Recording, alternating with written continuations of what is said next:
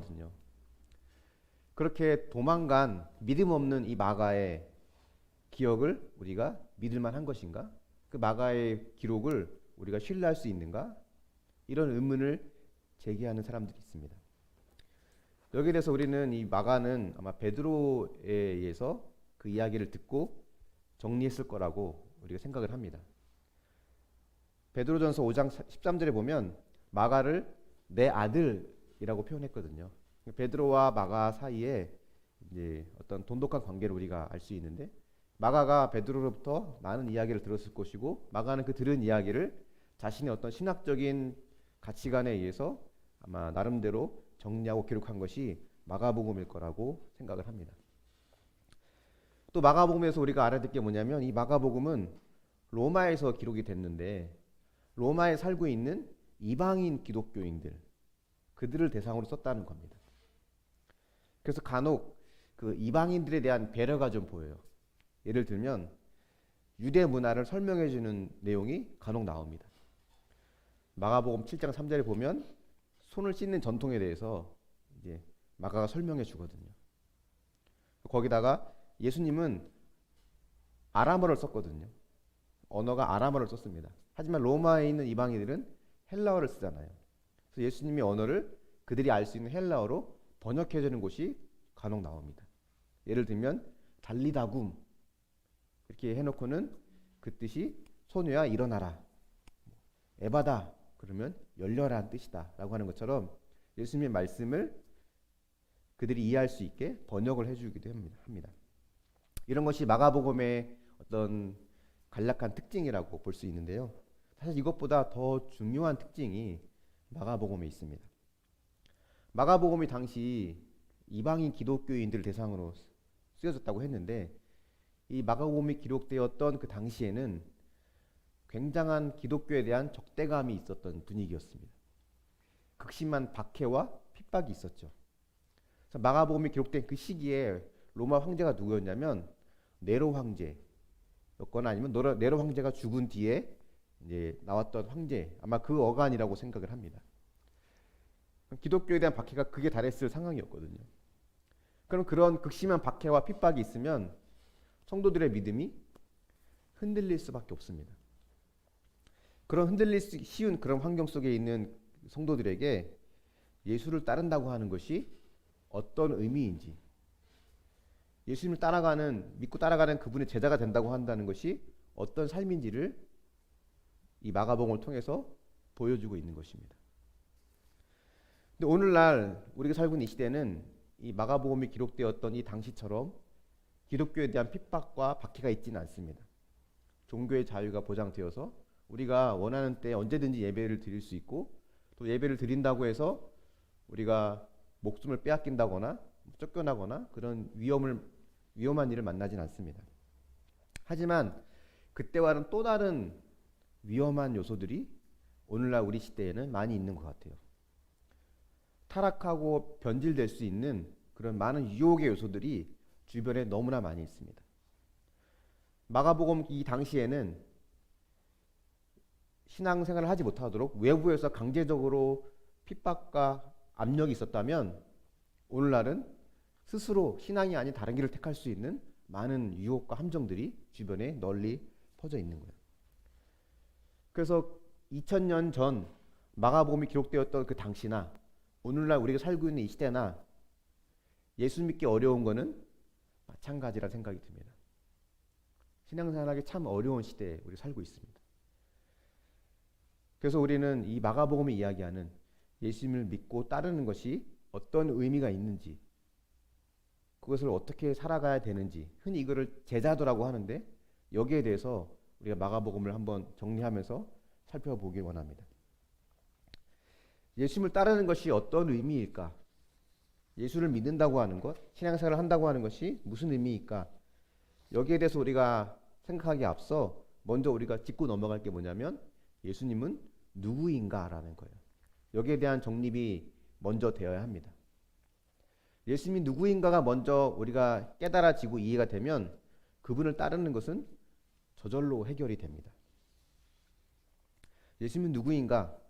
마가복음에서 예수님은 하나님 나라의 왕으로 소개하고 있습니다. 마가복음 1장 1절 한번 같이 보겠습니다. 시작. 하나님의 아들 예수 그리스도의 복음의 시작이라. 마가복음 1장 1절 이 말씀, 이 마가복음이 로마에서 기록됐다고 말씀을 드렸는데요.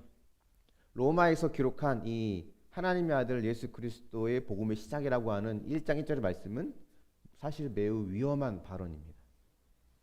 제가 몇 번 말씀드렸다시피 하나님의 아들, 그리스도, 복음 이런 말은 예수님을 가리키는 말이 아니라 로마 황제를 가리키는 말이에요. 로마 황제를 향해서 저분은 우리와 다른 신이 보낸 사람이다. 신의 아들이라고 그렇게 칭호했었고 또 새로운 황제가 등극하는 것을 기쁜 소식, 즉 복음이라고 이야기했었습니다. 근데 마가는 지금 뭐라고 하는 거냐면 이제 내가 새로운 황제를 소개할게. 그 황제는 하나님의 아들 예수 그리스도야. 지금 우리가 섬기고 있는 저 로마 황제는 진짜 왕이 아니야. 우리 진짜 왕은 바로 예수야. 이걸 로마 한복판에서 이야기하고 있는 겁니다. 가끔 뉴스 보면 북한 그 배경 화면이 나오잖아요. 그러면 건물마다 그 김일성, 김정일 그 부자를 칭송하는 문구들이 막 써 있는데 그 로마 평양 한복판에 가서 저것들은 다 가짜야. 진짜 우리의 지도자는 저 김일성, 김정일이 아니라 예수님이야 라고 외친다고 한다면 아마 가만두지 않겠죠. 목숨 걸고 해야 되는 발언일 겁니다. 그것처럼 이 마가의 이 발언은 굉장히 위험한 정치적인 발언이에요. 그러면서 마가는 이 왕은 우리가 섬길 새로운 황제, 새로운 왕이라고 할 수 있는 이 하나님의 아들 예수는 어떤 왕인지를 보여주고 있는데 그 왕은 세상에서 말하는 그런 왕과 달리 그 왕은 하나님 나라의 왕이라고 이야기하고 있는 겁니다. 예수님이 최초로 전한 메시지, 세례 요한으로부터 세례를 받으시고 제일 먼저 전한 메시지가 뭐였습니까? 회개하라, 하나님의 나라가 가까웠다는 거예요. 하나님 나라를 이 땅에 소개하시면서 그분의 삶은 하나님 나라가 이미 이 땅에 임했다는 것을 온몸으로 보여주십니다. 그게 뭐였냐면 병든 자를 고치고 눈먼 자를 보게 하고 귀신을 쫓아내고 죄사함을 선포하시고 이 땅에 하나님의 나라가 임했다는 것을 그렇게 보여주셨어요. 예수님의 그런 모습을 보면 사람들이 그 예수님을 알아보고 따라야 하겠지만 혼란스러워했습니다.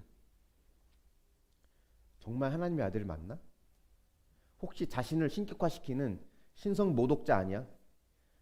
이단 아니야? 좀 엘리야처럼 좀 능력이 있는 사람 아닌가? 진짜 하나님의 아들인가? 이런 혼란스러운 분위기였습니다. 사실 근데 혼란스러워할 이유는 전혀 없어요. 왜냐하면 세례 요한으로부터 세례를 받으실 때 어떤 현상이 있었는지 여러분 아시죠? 성령이 비둘기처럼 임하고 하늘에서 음성이 들렸습니다. 이는 내 사랑하는 아들이요 내 기뻐하는 자다. 이걸 누가 들었을까요? 이 음성을. 예수님만 들었을까요? 그중에 거기에 모이는 사람들이 다 들었을 겁니다. 세례 받으러 온 사람들뿐만 아니라 예수님이 세례 요한이 뭐 하는지 보기 위해 왔던 그런 종교 지도자들 막 그들도 알게 됐을 거예요. 그 이야기 들었을 겁니다. 그래서 그런 이야기뿐만이 아니라 예수님이 이런 기적들은 무엇보다 예수님이 어떤 분인지를 가장 잘 보여주는 건데 예를 들면 이사야 35장 5절 6절 말씀 한번 같이 보겠습니다. 같이 볼게요. 시작. 그때 맹인의 눈이 밝을 것이며 못 듣는 사람의 귀가 열릴 것이며 그때 저는 자는 사슴같이 뛸 것이며 말 못하는 자의 혀는 노래하리니 이는 광야에서 물이 솟겠고 사막에서 셀 것입니다. 네. 이 이사야 35장 5절 6절 이 말씀은 이 땅에 메시아가 오실 때 어떤 일이 벌어질 건가에 대한 그런 예언입니다. 이 구약에 능통했던 유대 지도자들은 유대인들은 아마 예수님의 이런 행동들을 보면서 구약의 예언이 생각났을 거예요. 이사야 말씀이 생각이 났을 겁니다. 하지만 그럼에도 불구하고 마가복음 내내 제자들을 비롯한 유대인들 어느 누구도 예수님이 누구인지 정확히 알지 못했어요. 예수님 곁에 있는 제자들이나 대중들은 예수님은 그저 저 로마를 무찌르고 우리를 이 로마로부터 해방시켜줄 강력한 지도자, 그런 정치적인 메시아로 예수님을 바라봤습니다. 근데 그들이 왜 그렇게 예수님을 바라봤을까요? 그들이 예수님을 보고 그렇게 기대한 진짜 이유는 뭘까요? 그들 마음속에 우리를 배부르게 해줄 수 있는, 또 우리 잘 살게 해줄 수 있는 강력한 지도자가 되어주기를 갈망하는 그들의 욕심이 그냥 투영된 거예요. 예수님이 진짜 누구인가 관심 없고 내가 원하는 예수님, 내가 원하는 능력 있는, 나를 배부르게 해줄 수 있는 그런 강력한 힘을 가진 자가 되어주기를 그냥 원했던 겁니다. 근데 예수님은 하나님의 나라는 그런 것이 아니야. 세상의 나라와 달라. 이렇게 말씀하시죠. 그러면서 하나님의 나라에 대해 설명하실 때 뭘 예를 들었냐면 한 알의 겨자씨와 같다 라고 말씀하셨습니다. 밭에 뿌려진 씨와 같다는 거예요. 눈에 보이지 않을 만큼 아주 작은 것이라는 거죠. 하지만 때가 되면 열매를 맺게 된다고 하는 건데, 이 하나님의 나라는 이 겨자씨와 같다고 하는, 작다고 하는 이 말씀을 들었을 때 사람들의 반응이 어땠을까요? 그 말씀을 듣고 하나님 나라에 대한 기대가 생겼을까요? 아니면 하나님 나라의 기대에 대한 성이 차지 않았을까요? 사람들은 저 강력한 로마를 이기려면 저들보다 더 강한 힘이 있어야 되는데, 하늘의 겨자씨? 뭐 밭에 뿌려진 씨? 예수님은 세상 물정을 잘 모르시나 보다. 지금 분위기를 모르시나 보다. 저 로마를 이기려면 그들을 제압할 수 있는 더 강한 힘이 있어야 되는데 뭐 그런 작은 것으로 어떻게 그들을 이겨? 뭘 모르시네. 아마 이렇게 생각했을 겁니다. 예수님이 나귀를 타고 예루살렘에 오셨을 때 분위기를 한번 생각해 보십시오. 사람들이 겉옷을 벗어서 거리에 깔고 종려나무가지 흔들며 예수님을 환영했습니다. 수많은 인파가 예수님을 호산나 다윗 자손이여 하면서 환영했습니다. 예수님을 왕으로 환영한 거예요. 예수님이 나귀를 타고 입성하신 장면, 또 바닥에 옷을 벗어서 바다에 까는 장면, 이 모든 것들은 왕에게 향하는 행위입니다. 종려나무 가지를 흔드는 것도 왕을 환영하는 행위예요. 예수님은 왕으로서 예루살렘에 입성하신 겁니다. 사람들의 기대와 예수님의 실제 왕의 모습은 달랐죠. 예수님은 하나님 나라의 왕으로서 입성했지만 사람들은 이제 능력을 발휘해서 저 로마를 무찌를 수 있는 우리의 왕으로, 정치적인 왕으로 예수님을 환영했습니다. 근데 예수님이 체포되셨어요. 신문을 받으시고 십자가에 매달리는 그 직전까지 사람들은 이제 드디어 예수님께서 능력을 발휘할 수 있는 그 마지막 순간이 임박했다라고 기대를 했을 겁니다. 근데 그 예수님은 십자가에서 아무런 힘도 발휘하지 않으시고 아주 허무하게, 무력하게 그냥 죽으셨어요. 예수님의 마지막 그 능력을 기대했던 사람들이 그 장면을 보고 매우 실망하고 황당했을 겁니다. 이거 아닌데? 이러면 안 되는데? 이제 저 로마를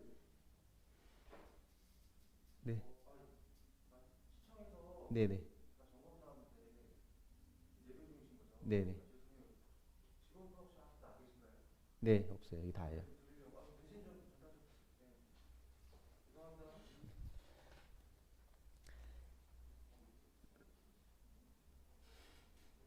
어디까지 했지? 네.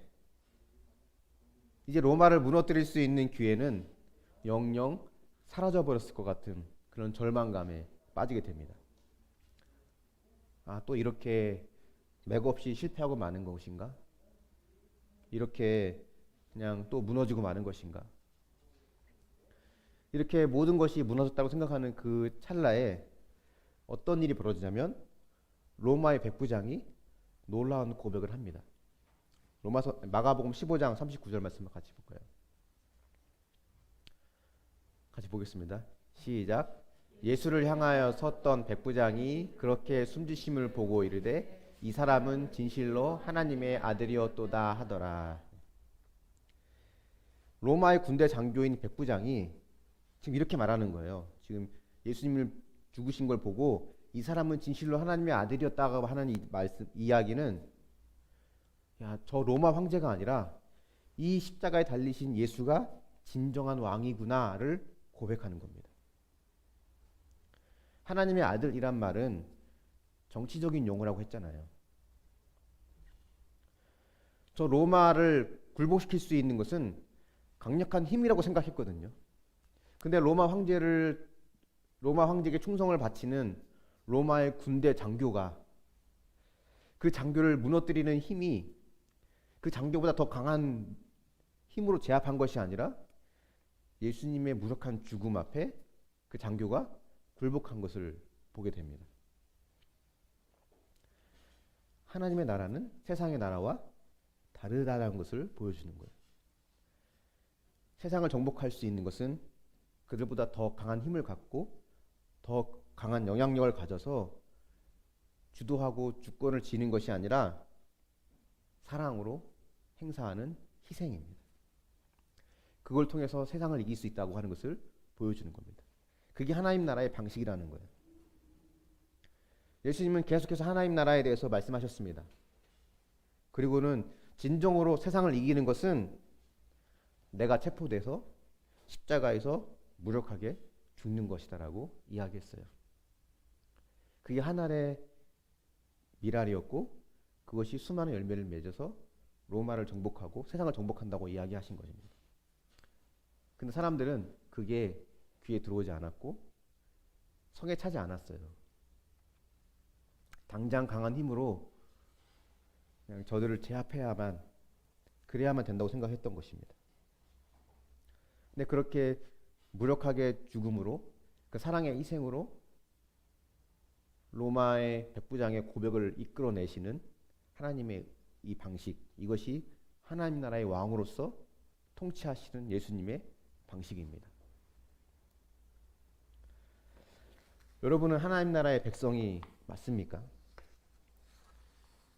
하나님 나라의 시민권을 가진 천국 백성이라고 할 수 있습니까?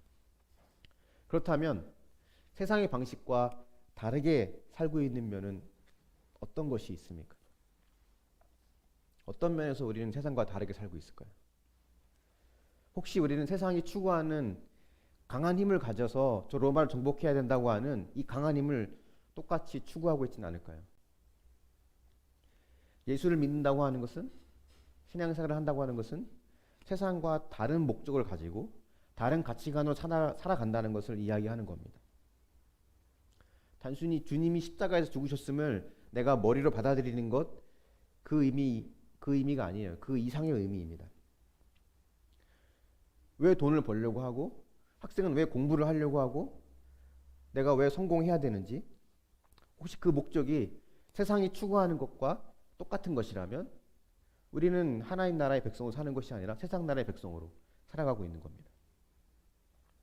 많은 사람들이 하나님 나라 그러면 죽어서 가는 저 구름 위에 있는 어떠한 특별한 장소, 거기는 고통도 없고 눈물도 없고 그냥 행복하기만 한 어떤 그런 꿈속을 날아다니는 듯한 어떤 그런 좋은 장소. 그래서 이 땅에서는 대충 적당히 살다가 크게 욕심 부릴 것도 없이 그냥 교회만 잘 다니면서 살다가 우리가 가야 될 저 본향으로 가야 된다라고 하는 그런 생각들을 많이 합니다.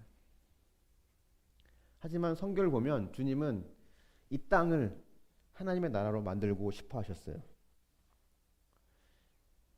뜻이 하늘에서 이루어진 것처럼 땅에서도 이루어지기를 주님은 기도하셨습니다. 치열하게 세상과 다른 방식으로 살아가고 있는 이 하나님 나라의 백성들의 모습을 주님은 보고 싶어 하셨습니다.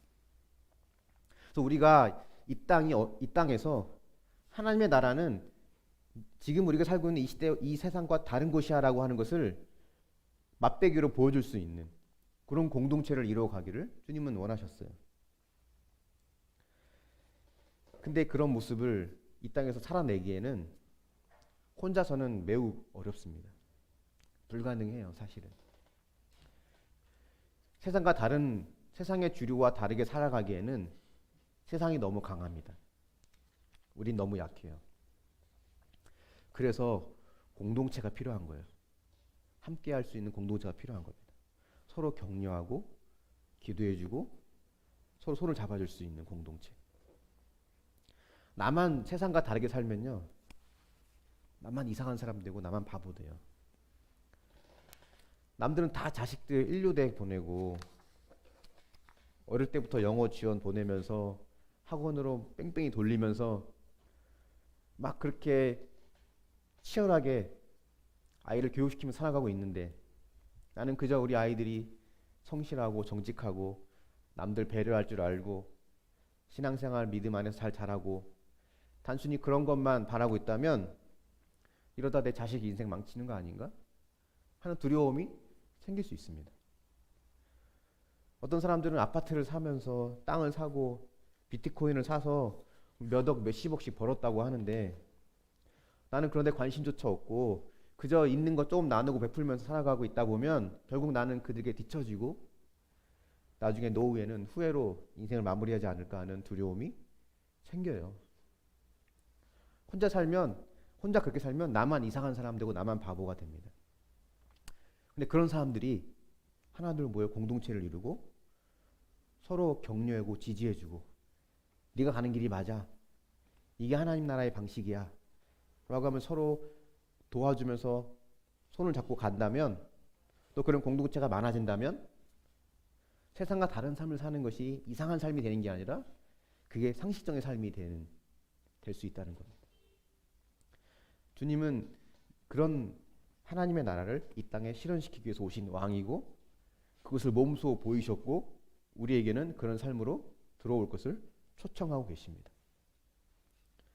마가복음에 보여주신 예수님은 하나님 나라의 왕으로서 이 땅을 통치하는 분으로 소개하고 있다는 겁니다. 두 번째로 우리가 마가복음에서 알아야 될 건 뭐냐면, 그렇다면 이 마가복음에 나온 예수님을 제대로 알아보는 사람은 누구인가라는 거예요. 과연 누가 예수님을 알아봤을까? 근데 마가복음의 특징은 뭐냐면요, 제자들은 끝까지 예수님이 누구인지 제대로 알지 못합니다. 종교 지도자들도 구약의 율법을 잘 알았지만 정작 예수님을 못 알아봤어요. 소위 영적 엘리트라고 하는 자들, 예수님 주변에 있는 제자들이라든가 구약에 능통했던 유대 지도자들, 어느 누구도 주님을 알아보지 못합니다. 오히려 예수님 주변에 함께하지 못했던 아웃사이더들, 세상의 아웃사이더들, 세리, 이방인, 죄인, 여인들, 이런 사람들이 예수님을 알아봐요. 소경 바디메오가 구약에 나옵니다. 주님을 향해서 다윗의 자손 메시아임을 알아보고 그렇게 부르짖죠. 다윗의 자손 예수여. 수로보니게 여인도 예수님의 놀라운 구원 사역을 이해하게 됩니다. 그러니까 알 것 같은 자들은 모르고 모를 것 같은 자들이 예수님을 알아봐요. 오늘날도 이런 경우 종종 있습니다. 믿음이 있는 줄 알았는데, 믿음이 있을 것 같은 자들이었는데 알고 보니까 결정적인 순간에 믿음이 없다는 것을 보게 되기도 하고, 믿음 없는 줄 알았는데 가만 보면 제일 순종 잘하고 제일 적용 잘해요. 그런 케이스도 가끔 보게 됩니다. 예수님을 따른다고 하는 것은 결국 나를 부인하는 겁니다. 자기를 부인하는 거예요. 마가복음 8장 34절에 보면 이렇게 말씀하십니다. 같이 볼까요? 시작. 누구든지 나를 따라오려거든 자기를 부인하고 자기 십자가를 지고 나를 따를 것이니. 누구든지 나를 따라오려면 자기를 부인하라고 했는데, 자기 부인을 잘하는 사람은 제자도 아니었고 종교 지도자도 아니었어요. 세리였어요. 이방인이었고 여인들, 죄인들, 당시 무시당하던 사람들, 마음이 가난할 수밖에 없던 사람들. 그래서 그런 환경에 있다고 하는 것, 아웃사이더의 환경, 어쩜 그런 남들이 볼 때는 불행하다고 여길 수 있는 그런 환경이 사실은 하나님 모실 때 가장 최고의 환경이라 말씀하실 수 있습니다. 근데 이게 세상과 다른 시각이죠. 세상에서는 차별받고 무시당하던 그들을 피해자고 버림받은 자고 불행한 자라고 보지만 믿음의 눈을 보면 구원으로 가기에 최적화된 환경에 살고 있는 사람이라고 말하는 거예요. 자기 부인을 잘할 수밖에 없는 환경, 자기 부인을 할 수밖에 없는 그 환경이 가장 큰 축복입니다. 부자가 천국 가기 힘들다고 했잖아요. 돈이 많은데 자기 부인이 되겠습니까? 안 되죠.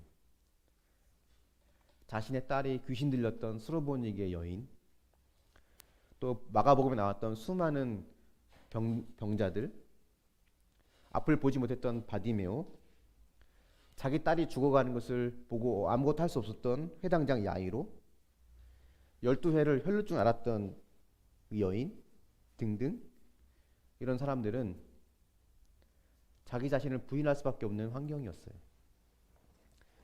그런 환경에 있던 자들이 주님을 만났고 구원을 받았습니다. 마가복음은 16장 8절에서 끝이 나요. 대부분의 마가복음은 8절에서 끝이 납니다. 몇몇 개의 어떤 사본에서 이제 9절부터 20절, 지난주에 봤던 본문에 해당하는 마지막 구절이 나오는데 후대에 추가된 걸로 보통 봅니다. 16장 8절은 여인들이 예수님의 부활의 소식을 듣고 무서워서 도망하여 아무에게도 말하지 못했다. 이걸로 끝나는 거예요.